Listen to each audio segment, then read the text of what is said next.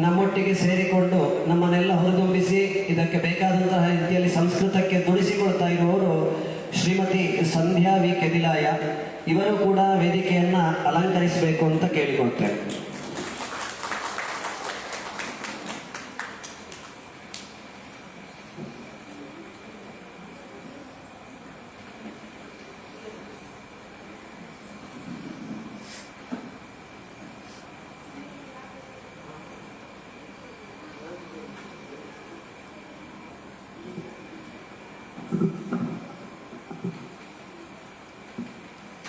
हरि ओम. ओम श्री गुरुभ्यो नमः. गुरुभ्यश्च गृहेभ्यश्च मया बद्धोऽयमञ्जलिः प्रसन्न मनसस्तेऽपि सत्यां कुर्वन्तु भारती. नमस्सभायै. गीता जयंती तथा विवेकानंद जयंती आचरणत्वेन प्रातःकाल उद्घाटना कार्यक्रमः एवं च विविध स्पर्धाः आयोजिताः. इदानीं कार्यक्रमस्य अस्य समारोहे वयं स्मः. प्रथमतया कार्यक्रमस्य प्रारंभे अविघ्न निवारणार्थं प्रार्थनां कर्तुं लता भगिनी आह्वयामि.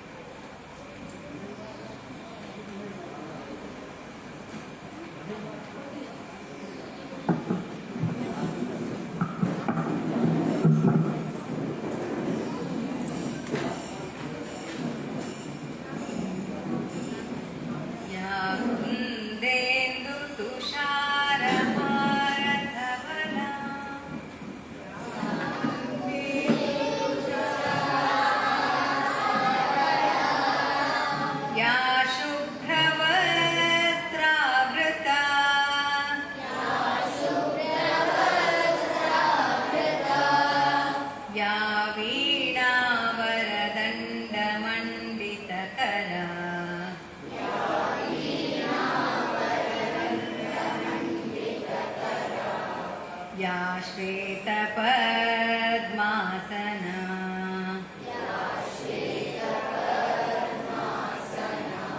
या ब्रह्माच्युत शंकर प्रभृतिभिः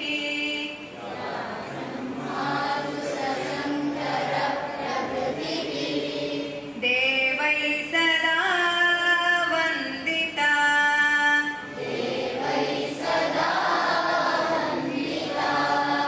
सा मां पातु सरस्वती भगवती.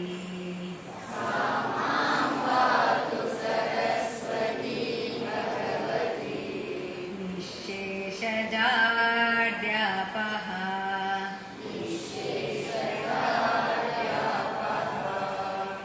शुक्लां ब्रह्म विचारसार परमां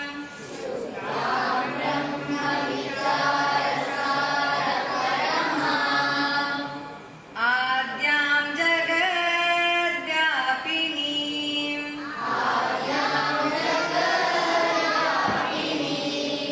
वीणापुस्तकधारिणीम् अभयदाम्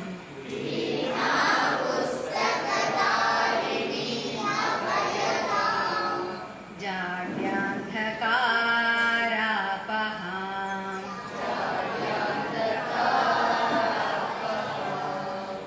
हस्ते स्फाटिकमालिकां विदधतीं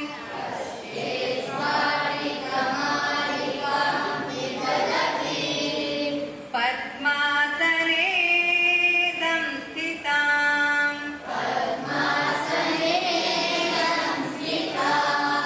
वन्दे तां परमेश्वरीं भगवतीं.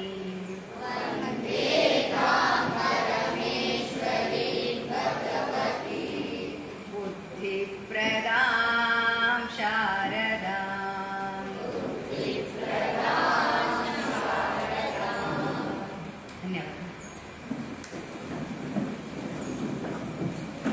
धन्यवादः भगिनी. अधुना ध्येयमन्त्रं वक्तुं निशा भगिनी आह्वयामि.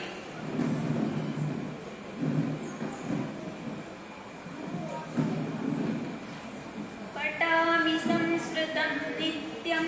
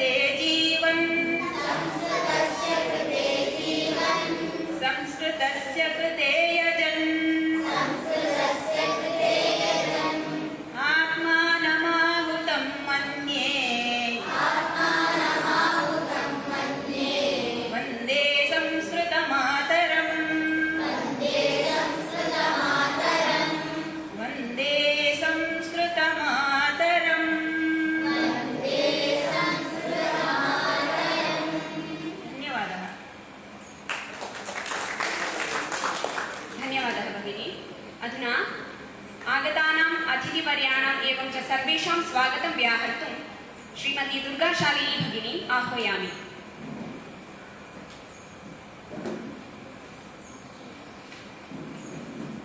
नमस्सभायै सभापतिभ्यश्च।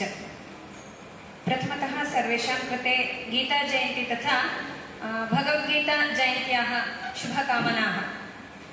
अस्य कार्यक्रमस्य मुख्य अतिथिरूपेण अत्र आगतः अस्ति श्री मोहम्मद् आस्कर् महोदयः, न्यायाधीशः मङ्गलूरु। तस्य कृते तेभ्यः कृते संस्कृतभारत्याः नाम्नि हार्दं स्वागतं व्याहरामि। एवं कार्यक्रमेऽस्मिन् अतिथिरूपेण सन्निहितः अस्ति अस्य नारङ्गपाडि उमामहेश्वर क्षेत्रस्य कार्यदर्शिः श्री बालकृष्ण मास्टर् महोदयः। तेभ्यः अपि संस्थायाः नाम्नि हार्दं स्वागतं व्याहरामि। तथैव कार्यक्रमस्य अध्यक्षस्थानम् अलङ्करोति संस्कृतभारत्याः कासरगोडु विभागस्य सहसंयोजकः चन्द्रशेखर पार्तकुच्चि महाभागः। तेभ्यः अपि संस्कृतभारत्याः नाम्नि हार्दं स्वागतं व्याहरामि। वेदिकायां शुभाशंसकः श्री रामचंद्र बल्लाळ् महोदयः अपि विराजमानः अस्ति। तेभ्यः अपि स्वागतं व्याहरामि। कार्यक्रमेऽस्मिन् संस्कृतभारत्याः कासरगोडु जिल्ला संयोजकः श्री एस्.एम्. उडुप महोदयः अस्ति। तेभ्यः अपि स्वागतं व्याहरामि। एवं संस्कृतभारत्याः कासरगोडु विभागस्य संयोजिका सन्ध्या भगिनी वेदिकायाम् अस्ति। तस्याः अपि स्वागतं व्याहरामि। एवमेव अत्र आगतेभ्यः सर्वेभ्यः बान्धवेभ्यः अपि हार्दं स्वागतं व्याहृत्य अहं विरमामि। वन्दनानि।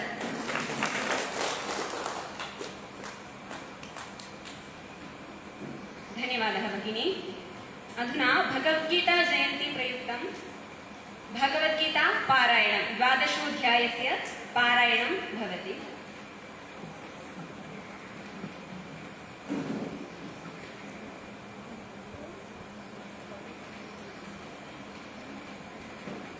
अनुवदन्तु।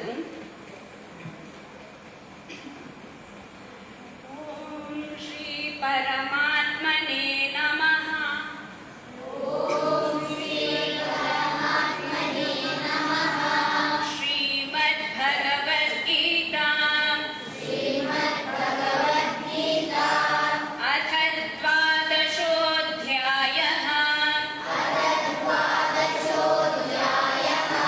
भक्ति योगः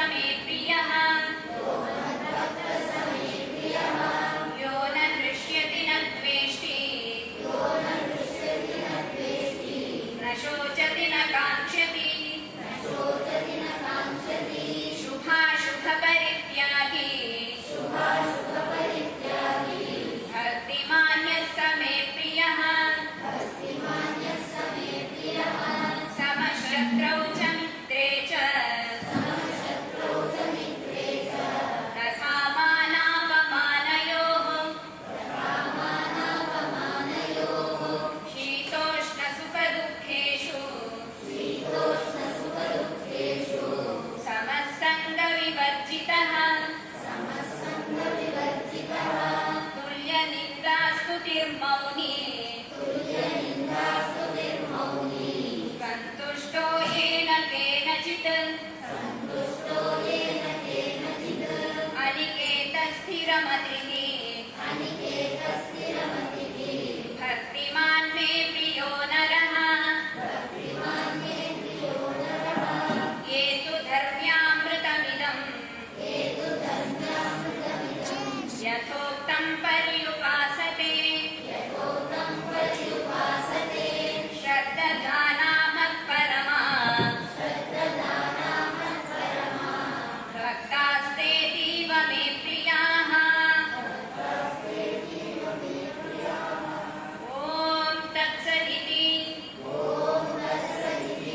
श्रीमद्भगवद्गीतासु उपनिषत्सु ब्रह्मविद्यायां योगशास्त्रे श्रीकृष्णार्जुनसंवादे भक्तियोगो नाम द्वादशोऽध्यायः।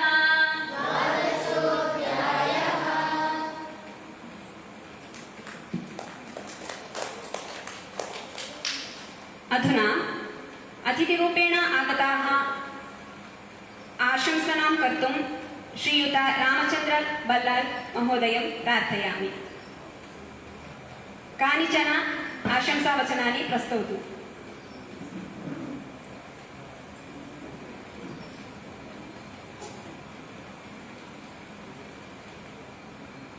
ಗೌರವಾನ್ವಿತ ಅಧ್ಯಕ್ಷರೇ,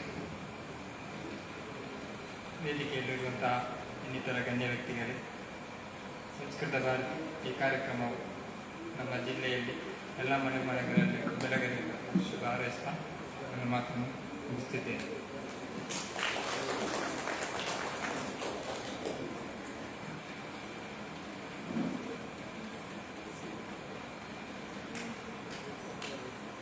अधुना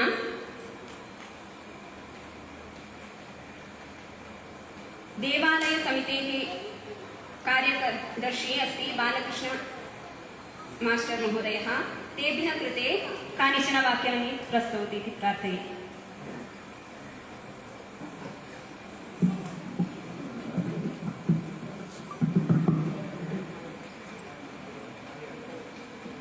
ಶ್ರೀ ಕ್ಷೇತ್ರದ ಆರಾಧ್ಯ ದೇವರಾದಂತಹ ಶ್ರೀ ಉಮಾಮಹೇಶ್ವರರಿಗೆ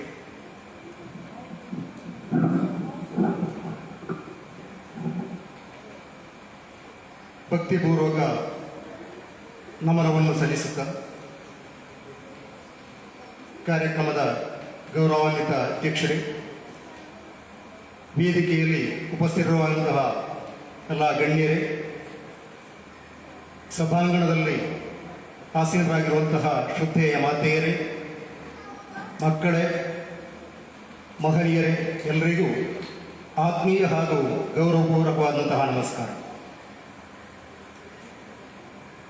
ಕಾಸರಗೋಡು ಸಂಸ್ಕೃತ ಭಾರತ ಜಿಲ್ಲಾ ಸಮಿತಿಯ ಆಶ್ರಯದಲ್ಲಿ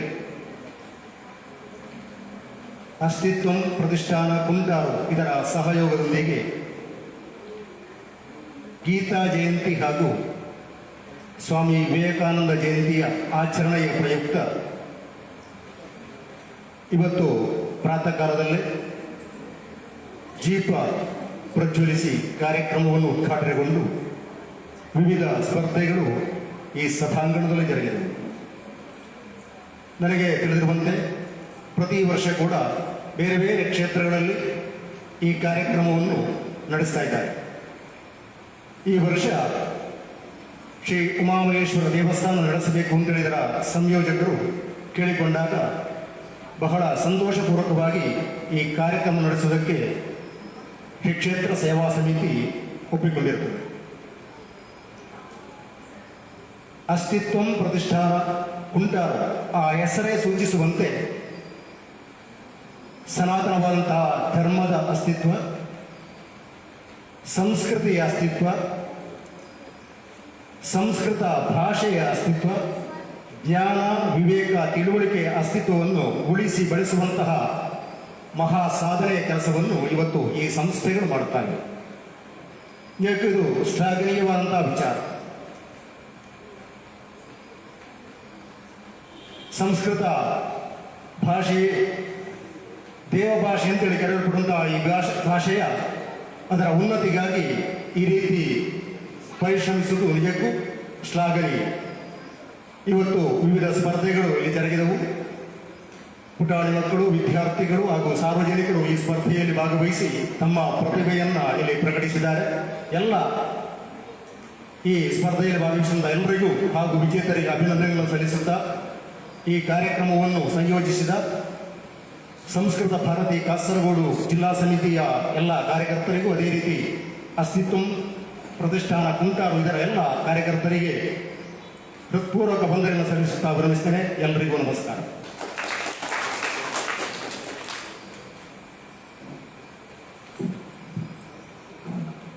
धन्यवादः. अधुना संध्या केदिलाय संस्कृत भारती जिल्ला संयोजकी तेभ्यः कृते प्रार्थयामि स्वीयवचने प्रस्तौतु.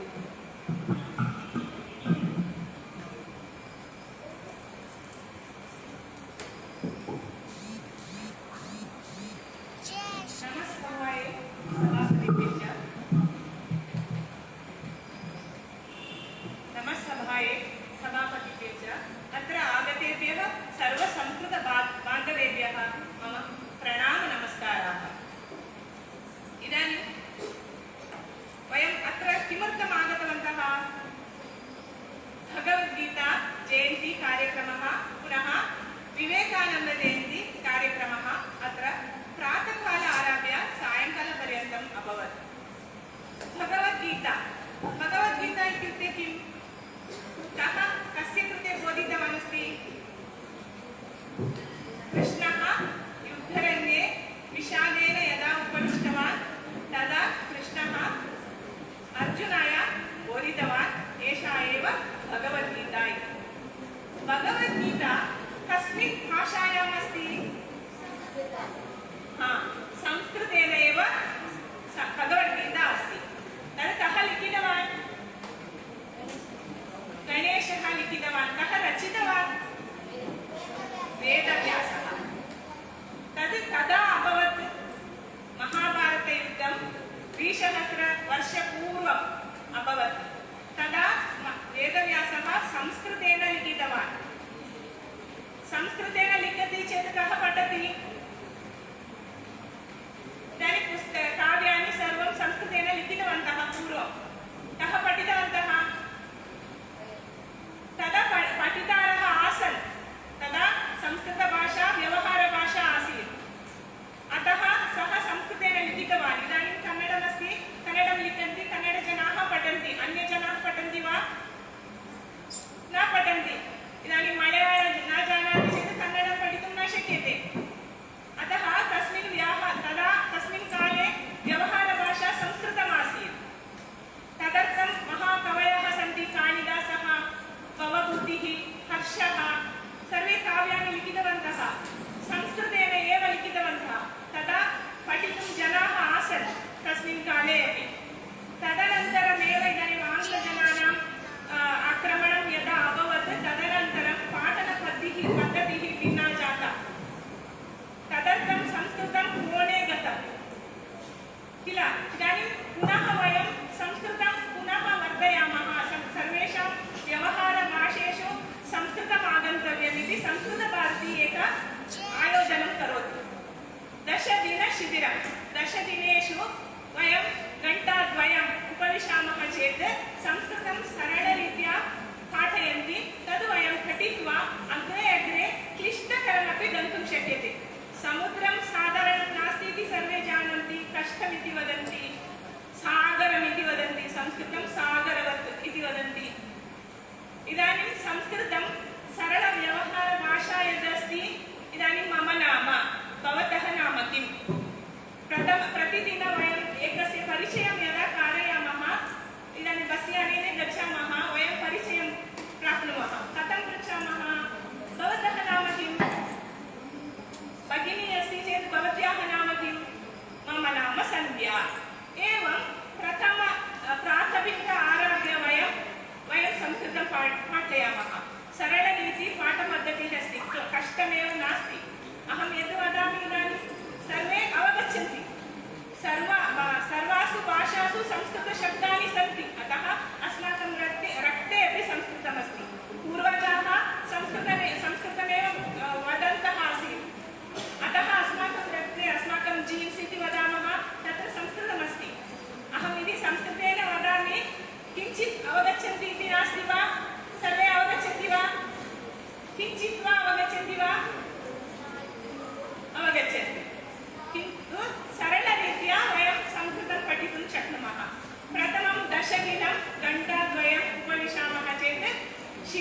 संस्कृत संभाषण शिबिरम् एक लघु शिशुः अस्ति कथं पाठयामः अम्मा इति वदतु इति अम्बा वदति वा शिशुः न वदति प्रतिदिनं शृणोति अम्मा इति वक्तव्यम् अम्बा इति वक्तव्यम् इति प्रतिदिनं शृणोति एकदिनं तस्य भाषा आगच्छति तदा किं वदति अम्मा इति वदति प्रतिदिनं श्रुत्वा भाषणम् आगच्छति प्रथमं श्रवणम् अनन्तरं भाषणम् अनन्तरमेव पाठनम् अनन्तरं लेखनम् अस्माकं सोपानमस्ति एक स्टेप् अस्ति श्रवणं भाषणं पठनम् अनन्तरं लेखनम् इति तेन रीत्या वयं संस्कृतभारती सम्भाषणशिबिरस्य पद्धतिः अस्ति तदनन्तरं सप्ताहे एकदिनं संस्कृतं पठामः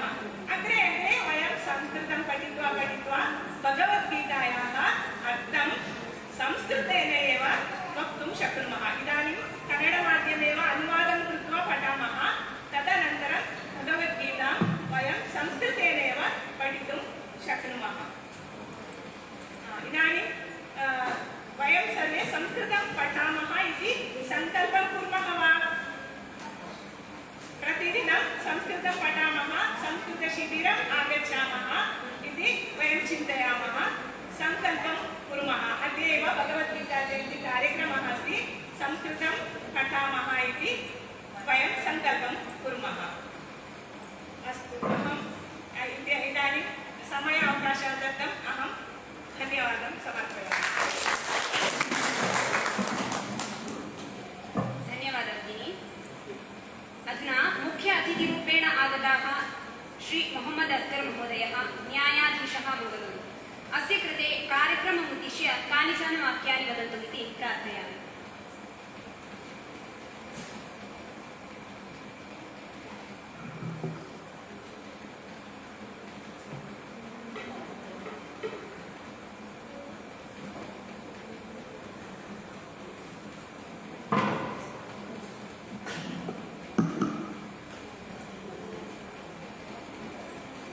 ಗೌರವಾನ್ವಿತ ವೇದಿಕೆಯಲ್ಲಿರುವಂಥ ಎಲ್ಲ ಗಣ್ಯರೇ, ವೇದಿಕೆಯ ಮುಂಭಾಗದಿರುವಂಥ ಎಲ್ಲ ತಾಯಂದಿರೇ, ಪುಟಾಣಿ ಮಕ್ಕಳೇ ಹಾಗೂ ಹಿರಿಯರೇ, ಕಿರಿಯರೇ,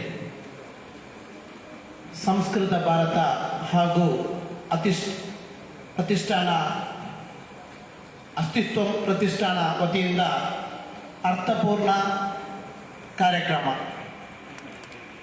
ಭಗವದ್ಗೀತಾ ಹಾಗೂ ಸ್ವಾಮಿ ವಿವೇಕಾನಂದ ಜಯಂತಿ ಈ ಅರ್ಥಪೂರ್ಣ ಕಾರ್ಯಕ್ರಮದಲ್ಲಿ ಭಾಗಿಯಾಗಲಿಕ್ಕೆ ನನಗೆ ಆ ದೇವರು ಅವಕಾಶ ಮಾಡಿಕೊಟ್ಟಿದ್ದಾರೆ. ಅದಕ್ಕೆ ದೇವರಿಗೆ ಚಿರಋಣಿ ಆಗಿರುತ್ತೇನೆ ಅಂತೇಳಿ ಹೇಳ್ತಾ ಇದ್ದೇನೆ. ನನ್ನ ಜೀವನದಲ್ಲಿ ಇದೊಂದು ಅತ್ಯಂತ ಸಂತೋಷ ಹಾಗೂ ಹೆಮ್ಮೆಯ ಕಾರ್ಯಕ್ರಮ. ನನ್ನ ಜೀವನದಲ್ಲಿ ಇದುವರೆಗೂ ಸಂಸ್ಕೃತ ಕಾರ್ಯಕ್ರಮದಲ್ಲಿ ನಾನು ಭಾಗವಹಿಸಲೇ ಇಲ್ಲ.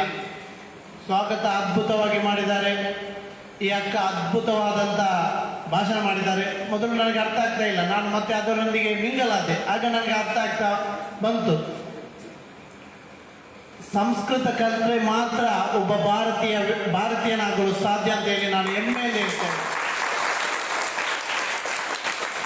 ನಿಮ್ಮ ಮಕ್ಕಳಿಗೆ ನೀವು 1 ಗಂಟೆ, ನಮ್ಮ MS ಉಡುಪ ಅವರವರು ಈಗ ಭಗವದ್ಗೀತೆ ಕ್ಲಾಸ್ ಸ್ಟಾರ್ಟ್ ಮಾಡಿದ್ದಾರೆ. ಅದಕ್ಕೆ 1 ಗಂಟೆ ನೀವು ನಿಮ್ಮ ಮಕ್ಕಳನ್ನ, ನೀವು ನಿಮ್ಮ ಇಡೀ ಕುಟುಂಬದವರು ಅವರೊಟ್ಟಿಗೆ ಭಾಗಿಯಾದರೆ ಮತ್ತೆ ನೀವು ಅವರನ್ನು MBBS ಕಲಿಸುವಂಥ ಅವಶ್ಯಕತೆ ಇಲ್ಲ, ಇಂಜಿನಿಯರ್ ಕಲಿಸುವಂಥ ಅವಶ್ಯಕತೆ ಇಲ್ಲ. ಯಾಕೆಂತ ಹೇಳಿದರೆ ಮತ್ತೆ ಅವ್ರ ಕ್ಲಾಸಲ್ಲಿ ಅವರು ಕೂತ್ಕೊಂಡ್ರೆ ಸಾಕು, ಅವ್ರಿಗೆ ಏನೆಲ್ಲ ಕಲಿಸ್ತಾರೆ ಅಂತೇಳಿ ಎಲ್ಲವೂ ಮೊದಲೇ ಅರ್ಥ ಆಗ್ತದೆ. ಯಾಕೆಂತ ಹೇಳಿದರೆ ಮಹಾಭಾರತ ಮತ್ತು ರಾಮಾಯಣ ಅಲ್ಲಿ ನಡೆದಂಥ ಘಟನೆ ಈಗ ರಿಪೀಟ್ ಆಗ್ತಾ ಇರುವುದು. ಅದು ರಾಜಕೀಯ ಕ್ಷೇತ್ರ ಆಗಿರ್ಬೋದು, ಧಾರ್ಮಿಕ ಕ್ಷೇತ್ರ ಆಗಿರ್ಬೋದು, ಎಲ್ಲ ಕ್ಷೇತ್ರದಲ್ಲಿ ಶ್ರೀಕೃಷ್ಣ ಚಾಣಕ್ಯ ಮಾಡಿರುವಂಥ ತಂತ್ರಗಾರಿಕೆ ಈಗ ರಾಜಕೀಯದಲ್ಲಿ ಅಳವಡಿಕೆ ಆಗ್ತಾ ಇರುವುದು. ಶ್ರೀಕೃಷ್ಣ ಮಾಡಿರುವಂಥ ತಂತ್ರಗಾರಿಕೆ, ಅವರು ಮಾಡಿರುವಂಥ ನೀತಿ ಪಾಠಗಳು, ಕುಟುಂಬದ ನಡುವಿನ ಕಲಹ, ಅದೆಲ್ಲ ನಮಗೆ ಮಹಾಭಾರತ ಮತ್ತು ರಾಮಾಯಣ ಕಲಿಸಿಕೊಟ್ಟಿದೆ. ಅದೇ ಈಗ ಜೀವನದಲ್ಲಿ ರಿಪೀಟ್ ಆಗ್ತಾ ಇರುವುದು. ಆದ ಕಾರಣ ಸಂಸ್ಕೃತವನ್ನು ಕಲಿತರೆ ಮಾತ್ರ ಒಬ್ಬ ಸಂಸ್ಕಾರಯುತ ಒಬ್ಬ ವ್ಯಕ್ತಿ ಆಗಲು ಸಾಧ್ಯ ಅಂತ ಹೇಳಿ ಹೆಮ್ಮೆಯಿಂದ ನಾನು ಹೇಳ್ಕೊಳ್ತಾ ಇದ್ದೇನೆ. ಈಗ ನಾವು ಮುಸಲ್ಮಾನರಾಗಿ ನಮಗೆ ಮದ್ರಸಾ ಶಿಕ್ಷಣ ಎಂಬುದು ಅತ್ಯಂತ ಕರ್ತವ್ಯ. ಮದ್ರಸಾ ಶಿಕ್ಷಣಕ್ಕೆ ಹೋಗಲೇಬೇಕು. ನಮಗೆ ತುಂಬ ಮಂದಿ ಉದಾಸೀನ, ಹೋಗುದಿಲ್ಲ ಅಂತೇಳಿ, ಮತ್ತೆ ಎಲ್ಲರೂ ದೂಡಿ ಕಲಿಸ್ತಾರೆ ಬೆಳಿಗ್ಗೆ ಹೋಗ್ಬೇಕು ಅಂತೇಳಿ.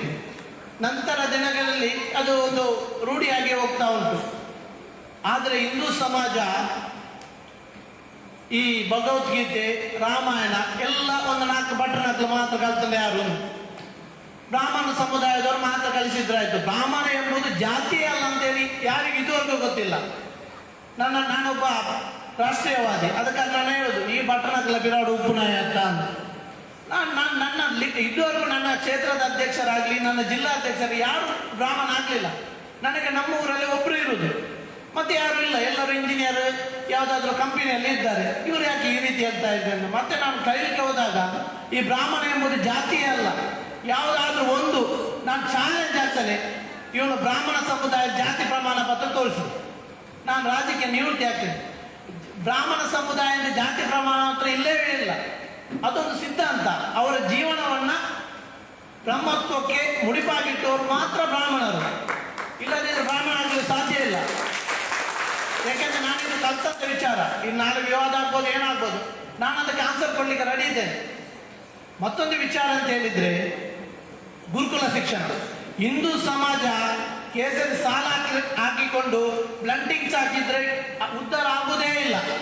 ಯಾವಾಗ ನಮ್ಮ ಮಕ್ಕಳನ್ನ, ನಮ್ಮ ತಂಗಿಯಂದಿರನ್ನ, ನಮ್ಮ ಅಣ್ಣಂದಿರನ್ನ, ನಮ್ಮ ಕುಟುಂಬದವರನ್ನ ಗುರುಕುಲ ಶಿಕ್ಷಣ, ಭಗವದ್ಗೀತೆ, ಧರ್ಮ ಎಂಬುದರೇನು, ಸಂಸ್ಕೃತ ಎಂದರೇನು ಇದನ್ನ ಕಲಿಸಿಕೊಟ್ರೆ ಮಾತ್ರ ಹಿಂದೂ ಸಮಾಜ ಉದ್ಧಾರ ಆಗಲಿಕ್ಕೆ ಸಾಧ್ಯ. ಹೊರತು ಕೇಸರಿ ಸಾಲ ಹಾಕಿದ್ರು, ಏನು ನಾಳೆ ಬ್ಯಾಂಕಿಂಗ್ಸ್ ಹಾಕಿದ್ರು, ನಾಳೆ ನನ್ನ ತಂದೆ ಇಲ್ಲಿ ಬ್ರಹ್ಮಕಲಸದ್ದು ಅಧ್ಯಕ್ಷರು, ಅಲ್ಲಿ ಸೇವಾ ಸಮಿತಿ ಅಧ್ಯಕ್ಷರು ಅಂತ ಹೇಳಿದ್ರೆ ಹಿಂದೂ ಸಮಾಜ ಉದ್ಧಾರ ಆಗುದಿಲ್ಲ. ಅವನಲ್ಲಿ ಬೊಂಬೈಯಲ್ಲಿ ಕುತ್ಕೊಂಡು ಲೈವ್ ಬ್ಯಾಂಡ್ ಬಾರನ್ನು ನಡೆಸುದು, ಅವನ ಹತ್ರ ದುಡ್ಡು ಉಂಟು, ಅವನನ್ನ ತಗೊಂಡು ಬಂದು ಇಲ್ಲಿ ಬ್ರಹ್ಮಕಲಸಕ್ಕೆ ಅಧ್ಯಕ್ಷ ಮಾಡುದು. ಇದೇ ನಮ್ಮ ಊರಲ್ಲಿ ನೋಡ್ತಾ ಇದ್ದೆ. ನಾನೇ ಕೇಳಿದೆ, ದುಡಿಯುವುದಲ್ಲ ನೀವು, ಯಾಕೆ ಇವರು ಇಂಥವರನ್ನ ಅಧ್ಯಕ್ಷರ ಮಾಡ್ತಿದ್ದಾರೆ? ಕಾಸು ಅಕ್ಲತ್ತ ಪಾಡು ನೀವು, ದುಡ್ಡು ಅವರ ಹತ್ರ. ಈ ಕೊರೋನಾದಲ್ಲಿ ಯಾವುದಾದ್ರೂ ಒಂದು ದೇವಸ್ಥಾನದಲ್ಲಿ ಪೂಜೆ ನಿಲ್ಲಿಲ್ಲ, ಯಾವುದಾದ್ರೂ ಒಂದು ಮಂದಿರಗಳಲ್ಲಿ ಭಜನೆ ನಿಲ್ಲಿಲ್ಲ. ಯಾಕೆ? ಒಂದು ಇಬ್ರು ಮಾಡ್ತಾ ಇದ್ರು. ಯಾರಾದ್ರೂ ಹೋಗಿ ಅವ್ರ ಹತ್ರ ಊಟಕ್ಕೆ ಕೇಳಿದ್ದೀರಾ?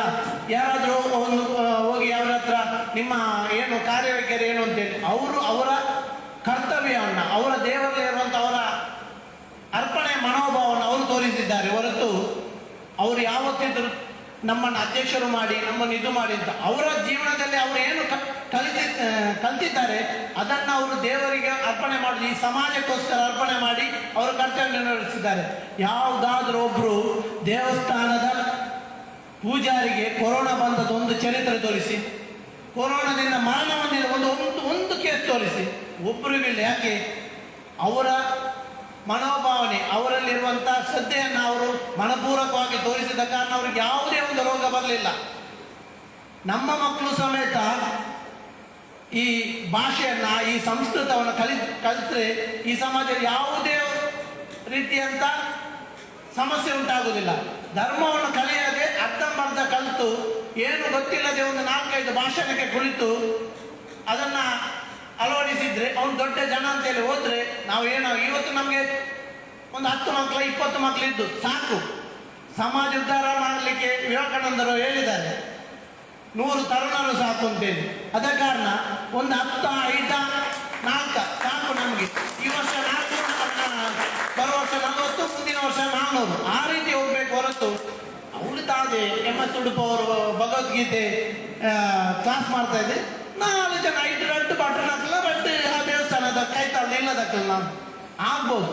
ಯಾಕೆಂದ್ರೆ ಮುಂದೆ ಅವರ ಜೀವನವನ್ನೇ, ನಾನು MS ಉಡುಪು ಅವರ ದೊಡ್ಡ ಅಭಿಮಾನಿ, ಅವರ ಜೀವನವನ್ನೇ ಹಿಂದೂ ಸಮಾಜಕ್ಕೋಸ್ಕರ, ಹಿಂದೂ ಸಮಾಜ ಉದ್ಧಾರಕ್ಕೋಸ್ಕರ ಮುಡಿಪಾಗಿಟ್ಟುವಂಥ ವ್ಯಕ್ತಿ. ಏಕೆಂದ್ರೆ ಅವರನ್ನ ಏನು ತಲವಾರು ಇಡ್ಲಿಕ್ಕೆ, ಬ್ಯಾರ್ನಕ್ಲ ಕಡಪರೆಗೋಸ್ಕರ ಇವರು ಮುಡಿಪಾಗಿಟ್ಟದಲ್ಲ. ಅವರಲ್ಲಿ ಸಂಸ್ಕೃತಿ ಭಾರತೀಯತನ ಕಲಿಸ್ಲಿಕ್ಕೋಸ್ಕರ ಅವರ ಜೀವನವನ್ನ ಅವರು ಈ ಸಮಾಜಕ್ಕೋಸ್ಕರ ಮುಡಿಪಾಗಿದ್ದಾರೆ. ಅವರಿಗೆ ದೇವರು ಆಯುಷ್ಯ ಆರೋಗ್ಯವನ್ನು ನೀಡಲಿ ಅಂತ ನಾನು ಪ್ರಾರ್ಥನೆ ಮಾಡ್ತೇನೆ. ಯಾವುದೇ ವ್ಯಕ್ತಿ ತನ್ನ ದೇಹವನ್ನು ಶುದ್ಧಿ ಮಾಡಲಿಕ್ಕೆ ಸ್ನಾನ ಮಾಡಬೇಕಾಗ್ತದೆ. ತನ್ನ ಆರೋಗ್ಯವನ್ನು ಶುದ್ಧಿ ಮಾಡಲಿಕ್ಕೆ ಉಪವಾಸ ಹಿಡಿಬೇಕಾಗ್ತದೆ. ತನ್ನ ಪಾಪವನ್ನು ಶುದ್ಧಿ ಮಾಡಲಿಕ್ಕೆ ಭಗವದ್ಗೀತೆಯನ್ನು ಕಲಿತರೆ ಮಾತ್ರ ಸಾಧ್ಯ. ಅದನ್ನು ನಾವು ಅಳವಡಿಸಬೇಕು ಜೀವನದಲ್ಲಿ. ನಮಗೇನು ಗೊತ್ತಿಲ್ಲ, ಒಂದು ಬ್ರಾಹ್ಮಣ ಸಮುದಾಯದ ಒಬ್ಬ ಭಟ್ರು ಪೂಜೆ ಮಾಡ್ತಾ ಇದ್ದಾರೆ. ನಾವಿಲ್ಲಿ ಕೈ ಕಟ್ಟು ಸುಮ್ಮನೆ ಕೂತ್ಕೊಳ್ತಾ ಅವ್ರು ಏನು ಹೇಳ್ತಾರೆ ಅಂತ ಹೇಳಿ ನಮ್ಗೆ ಅರ್ಥ ಆಗುದಿಲ್ಲ. ಅವ್ರು ಏನು ಹೇಳ್ತಾರೆ ಅಂತ ನಾವು ಅರ್ಥ ಮಾಡಿಕೊಂಡ್ರೆ ಮುಂದಿನ ನಮ್ಗೆ ಯಾವುದು ಬೇಕು ಅಂತ ಹೇಳಿಲ್ಲ.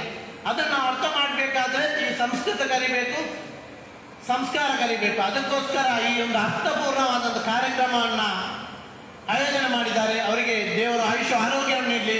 ಇಂಥ ಹಲವು ಕಾರ್ಯಕ್ರಮವನ್ನು ಮಾಡಿ ಈ ಭಾರತೀಯತೆ, ಈ ಸಂಸ್ಕೃತಿ ಉಳಿಯುವಂಥ ಕೆಲಸವನ್ನು ನಾವು ಪ್ರತಿಯೊಬ್ಬರು ಮಾಡೋಣ.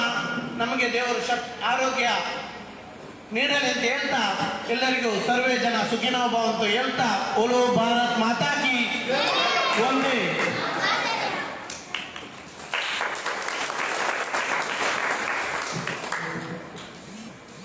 ಅತ್ಯುತ್ತಮರೀತಿಯ ಸ್ವೀಯ ವಚನಾನ್ ಪ್ರಸ್ತುತವಂತಹ ಮೊಹಮ್ಮದ್ ಅಸ್ಕರ್ ಮಹೋದಯ ಧನ್ಯವಾದः. अधुना संस्कृतभारती कासरगोडु जिल्ला संयोजकः एस् एम् उडुपा महोदयः अस्य कृते कार्यक्रमम् उद्दिश्य सम्भाषयन्तु इति प्रार्थयामि.